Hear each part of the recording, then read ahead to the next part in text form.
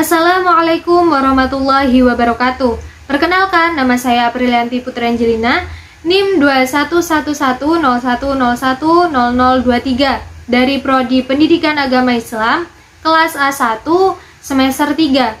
Di sini saya akan memenuhi tugas mata kuliah Sosiologi Pendidikan. Silakan ditonton. Di sini saya akan menjelaskan sedikit tentang makalah yang sudah saya buat yang berjudul Hubungan Antara Penyimpangan Sosial dengan Pendidikan. Apa sih penyimpangan sosial itu? Nah, penyimpangan sosial ini merupakan perilaku dalam bertindak dengan cara yang bertentangan dengan aturan serta tata tertib yang sudah ada dalam masyarakat dan juga sekolah. Adapun cara berpikir lain tentang penyimpangan sosial ini dalam konsep sosiologis yang menggambarkan perilaku manusia yang bertentangan dengan norma dan aturan sosial. Orang yang sering menyalahgunakan zat itu biasa disebut dengan penyimpangan sosial. Penempatan pemahaman bahwa pendidikan moral itu merupakan kondisi yang diperlukan untuk kontrol sosial dan juga realisasi diri dalam tradisi filosofis atau yang disebut pembangunan manusia, yang merupakan transisi dari keadaan yang tidak diinginkan.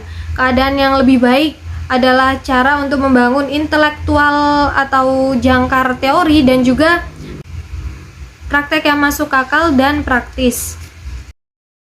Perilaku menyimpang dapat disebabkan oleh beberapa hal, antara lainnya yaitu kurangnya pengawasan antara orang tua dan anak yang mendorong untuk melakukan perilaku menyimpang di luar rumah. Untuk merasa bebas terlihat dalam kegiatan di luar yang dapat mengarah pada perilaku menyimpang, orang tua itu cukup menunjukkan rasa percayanya pada anak-anak mereka dan tidak adanya pengawasan orang tua. Jadi di sini adanya penyimpangan sosial itu karena ya kurangnya pengawasan dari orang tua seorang anak. Jadi nanti kalau kita sebagai seorang tua harus bisa mengawasi bagaimana cara anak itu bergaul dengan orang lain, agar perilaku mereka itu tidak menyimpang dari hal yang baik menjadi hal buruk. Di sini ada pengertian dari pendidikan. Apa sih pendidikan? Nah, pendidikan ini yang membedakan manusia dari makhluk lain dan merupakan komponen yang penting dari kehidupan. Upayanya manusia untuk meningkatkan pengetahuan itu baik melalui lembaga formal maupun informal adalah pendidikan itu sendiri. Selain itu, pendidikan ini merupakan kegiatan dengan tujuan tertentu yang bertujuan untuk memaksimalkan potensi manusia, baik itu sebagai individu maupun sebagai masyarakat. Kontribusi yang diberikan pendidikan untuk pertumbuhan dan pemeliharaan pendidikan di berbagai tingkat sosial ini disebut sebagai fungsi pendidikan. Tidak harus menjadi seseorang yang fundamentalis agama untuk mengajar seorang anak untuk melepas beberapa naluri dan keinginan dasar. Ketika suatu yang dihasilkan itu memberikan keselamatan moral pada keturunan, maka semua itu bisa dilakukan dengan pasti. Perlu kita perhatikan bahwa pengendalian diri yang dimaksud oleh kebajikan Aristoteles yaitu kerendahan hati yang memerlukan sebuah pendorong dan lingkungan keluarga serta pendidikan yang membutuhkan suatu keteladanan, bukan sebuah paksaan. Pendidikan di sini juga merupakan penghubung antara praktek dan komunitas untuk menjadikan pemberdayaannya.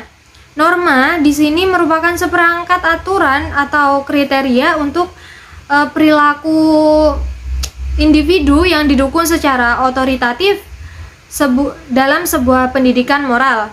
Sekolah ini juga termasuk komunitas yang dapat dicapai dengan menciptakan norma-norma yang membentuk otoritas di dalam norma itu sendiri.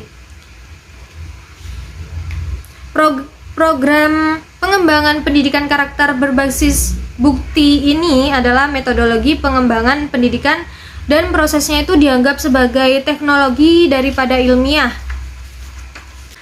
Rekayasa dianggap sebagai metode yang lebih efektif untuk menjembatani kesenjangan antara penelitian dan juga praktek karena tidak hanya berfokus pada melakukan yang lebih banyak dan penelitian itu lebih baik, tetapi juga mengubah sebuah proses penghasilan pengetahuan dan juga wawasan menjadi proses yang dapat diterapkan. Akibatnya pengetahuan proses rekayasa ini merupakan sebuah model peningkatan praktek pendidikan yang unggul dibandingkan model penelitian ilmiah itu sendiri. Yang kedua ada konsep moral dalam pendidikan dan masyarakat.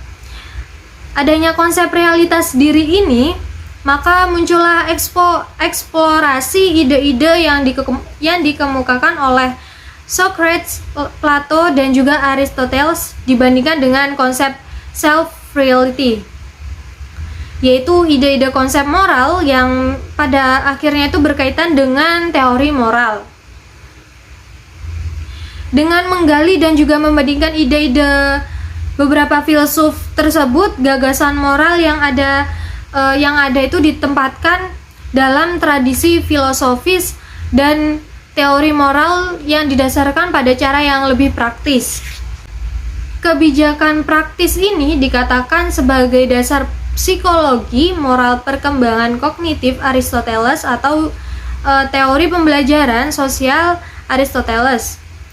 Nah, terdapat 4 bidang kebijaksanaan praktis ini, yaitu ada persepsi, penilaian atau pengambilan keputusan, pemikiran kolaboratif, dan juga pembiasaan. Karakter merupakan istilah luas yang tidak hanya dapat diartikan sebagai perilaku yang baik, tetapi juga memiliki makna yang lebih bagi individu secara keseluruhan. Nah, pendidikan karakter ini memiliki banyak implikasi bagi pembentukan dan transformasi seseorang dan juga mencakup pendidikan melalui partisipasi individu dalam rumah, keluarga, sekolah, dan juga jaringan sosial. Seperti pendidikan karakter lainnya, sekolah ini merupakan lembaga formal yang dapat diserai tugas menyelenggarakan pendidikan karakter. Nah, pendidikan karakter di sekolah ini tidak memiliki arah yang jelas untuk praktek dan juga alasan sebagai akibat dari konsensus tentang apa yang merupakan kebajikan dan juga bagaimana hal itu diajarkan. Konsensus seperti itu sangat penting dalam konsensus ini karena setiap orang itu saat hidup dalam lingkungan yang sangat beragam dan juga memiliki sistem politik yang demokratis, maka adanya kecurigaan bahwa konten pendidikan karakter yang memiliki tujuan dan juga pendidikan karakter berbasis konten ini menjadi bahan perdebatan yang terus-menerus yang membuat sangat sengit gitu ya. Pendekatan tradisional untuk pendidikan karakter adalah istilah umum untuk pendidikan moral karena pendekatan tradisional pendidikan karakter ini menitik beratkan pada tujuan pendidikan untuk menumbuhkan sifat-sifat kepribadian yang luhur. Selain mendukung metode sederhana dalam menerapkan konsep moralitas dan karakter ke sekolah dan ruang kelas dari perspektif etika, dukungan lebih lanjut yaitu dalam pendidikan moral dan karakter juga sangat berhasil. Yang ketiga, kaitan antara pelajar dan penyimpangan sosial. Yang mana hal ini mungkin aturan yang berlaku di sekolah dapat digunakan sebagai cara untuk memantau perilaku siswa yang menyimpang secara keseluruhan. Dapat kita lihat tentang penyimpangan ini, kita itu dapat lebih paham apa yang dimaksud dari interaksi sosial. Pada saat yang sama, meneliti penyimpangan juga dapat memberikan penjelasan tentang bagaimana kita itu menyimpang dari pola dan gaya hidup. Terdapat 2 hal yang memiliki keterkaitan antara satu dengan yang lain, yaitu konsep diri dan perilaku yang menyimpang. Konsep diri ini adalah sebuah pemahaman seseorang terhadap apa yang ada pada dirinya sendiri. Perilaku menyimpang yang negatif itu mau tidak mau disertai dengan konsep diri yang kurang baik atau negatif. Mengabaikan dari norma dan nilai masyarakat dianggap sebagai perilaku menyimpang. Jika seseorang anak itu memiliki konsep diri dan perilaku diri yang sehat atau diberkahi dengan konsep diri dan perilaku diri yang positif, maka seorang anak tersebut akan memiliki perilaku yang positif juga. Jika efek negatif dari lingkungan yang tidak mendukung tuntutan sosial dan tantangan perkembangan yang tidak terkendali selama transisi ke masa dewasa menyebabkan anak-anak tersebut itu berperilaku buruk selama masa remajanya tersebut. Salah satu perilaku menyimpang yang dilakukan siswa ini yaitu kenakalan siswa, yang mana mereka itu melanggar semua norma sekolah dan sosial serta aturan dan peraturan yang ada. Kenakalan siswa yang terjadi dalam sekolah merupakan tanggung jawab bagi pihak sekolah tentang bagaimana cara sekolah dalam mengelola aturan-aturan yang sudah ada. Nah, hal ini dilakukan agar bisa membantu para siswa untuk lebih giat dalam mencapai suatu keberhasilannya. Selain itu juga pihak sekolah itu harus bisa memberikan bimbingan bagaimana menyelesaikan permasalahan yang semakin kompleks dan timbul oleh kenakalan siswa tersebut agar tidak semakin parah. Biasanya perilaku menyimpang disebut sebagai bagian dari masalah sosial yang muncul ketika individu dan kelompok sosial ini secara sadar dan tidak sadar itu akan melakukan tindakan yang bertentangan dengan norma yang ditetapkan dalam masyarakat. Akibat dari munculnya perilaku menyimpang pada masa remaja ini merupakan praktek yang sangat sering dilakukan oleh remaja tanpa mempertimbangkan sisi buruk apa yang dilakukannya itu. Oleh karena itu, perilaku menyimpang ini seringkali menjadi korban dari dirinya sendiri.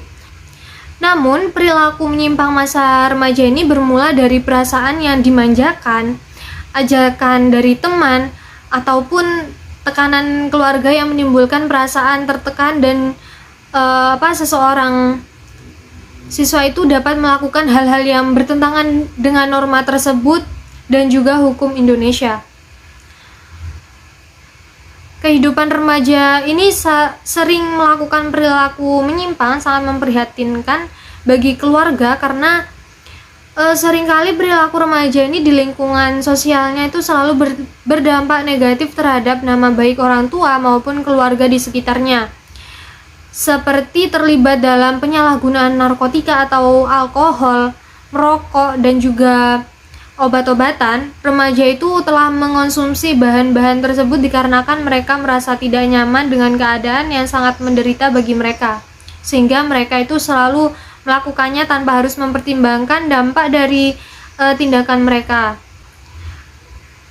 Itulah sebabnya maka pendidikan karakter di masyarakat itu sangat diperlukan dari bawah ke atas, sejak usia dini hingga dewasa, agar penyimpangan sosial tidak muncul lagi dan lagi, karena berkat perkembangan teknologi yang semakin pesat sangat diperlukan untuk dapat menahan dampak negatif dari perkembangan pesat pembangunan saat ini. Pendidikan karakter di sekolah ini mungkin tidak sepenuhnya berhasil tanpa dukungan kedua orang tua, mengingat pendidikan karakter di sekolah itu hanya pendidikan menengah, sedangkan pendidikan dasar remaja adalah kedua orang tuanya. Sekolah ini memegang peranan penting dalam mengembangkan tahap pendidikan anak-anak hingga remaja yang dialami oleh siswa. Persepsi diri seorang siswa terhadap perlawanannya sendiri itu terhadap perilaku menyimpang yang dituangkan dalam kebijakan sekolah diekspresikan melalui perilakunya yang menyimpang melakukan penyimpangan sosial tersebut. Yang keempat ada sekolah sebagai sumber moral anak. Pendidikan akhlak adalah pengasuh, pengembangan, serta pembentukan akhlak mulia pada seorang anak. Nah, pendidikan moral ini seharusnya menjadi sebuah program atau pelajaran tertentu, namun juga merupakan salah satu aspek dari upaya yang dilakukan dalam pendidikan secara keseluruhan. Nah, pendidikan moral ini juga biasa disebut sebagai suatu komunitas moral, prioritas perilaku yang seharusnya dilakukan oleh siswa dan harus dibenahi serta diamalkan sejak usia dini hingga dewasa. Tujuan dari pendidikan ini adalah membantu siswa untuk mencapai kesempurnaan moralnya atau tingkat perkembangan moral yang tinggi. Tugas dari pendidik ini memampukan peserta didiknya untuk mencapai kesempurnaan jiwa, dalam arti semua tindakan moral itu yang mereka lakukan terintegrasi di dalamnya tanpa melalui proses berpikir. Mata pelajaran yang diajarkan di sekolah ini merupakan salah satu sumber norma yang potensial. Akibatnya untuk menyelesaikan masalah ini harus mencakup mengubah dunia dengan cara tertentu, mengalaminya dengan cara yang berbeda, dan melihat dunia ini dengan cara yang berbeda juga. Adapun faktor lainnya yaitu memberikan sebuah teladan atau contoh seorang guru kepada peserta didiknya ini dengan tindakan-tindakan yang baik juga. Perlu kita ketahui bahwa guru ini merupakan pendidik utama di sekolah. Namun, pendidik moral di sekolah itu bukan hanya guru saja ya, tetapi semua yang ada dalam sekolah itu termasuk pendidik juga, pendidik moral. Ada komite sekolah, tukang kebun, staf kantor, dan staf administrasi di sekolah itu merupakan seseorang pendidik moral gitu. Motivasi siswa untuk menjadi orang baik itu adalah juga yang dipengaruhi oleh semua mata pelajaran. Tentu saja guru yang baik ini sangat strategis dalam memotivasi siswanya yang baik ini. Seorang guru harus memiliki akhlak terlebih dahulu karena ia merupakan garda terdepan dalam menanamkan akhlak pada siswanya.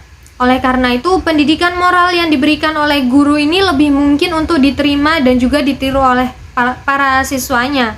Terdapat beberapa penelitian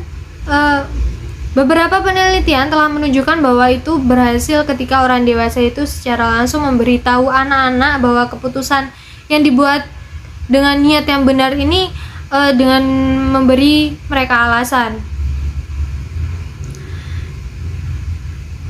Adapun unsur-unsur yang memegang peranan penting dalam pendidikan moral. Yang pertama ada pembiasaan dan yang kedua ada pengembangan. Yang pertama pembiasaan, di mana pembiasaan ini yang membutuhkan penguatan baik berupa penghargaan maupun hukuman atas perilaku moral anak tersebut. Ketika anak melakukan tindakan moral yang diharapkan atau baik, ia menerima pujian. Jika melakukan tindakan moral yang tidak diharapkan atau buruk, maka diberi hukuman. Yang kedua ada pengembangan berpikir kritis terhadap alasan dan tujuan perilaku moral, yang mana di dalamnya itu diperlakukan adanya diskusi dan pembahasan intensif serta penjelasan terhadap pertimbangan moral atau alasan melakukan sesuatu perilaku moral serta tujuan dan akibat dari tindakan moral tersebut.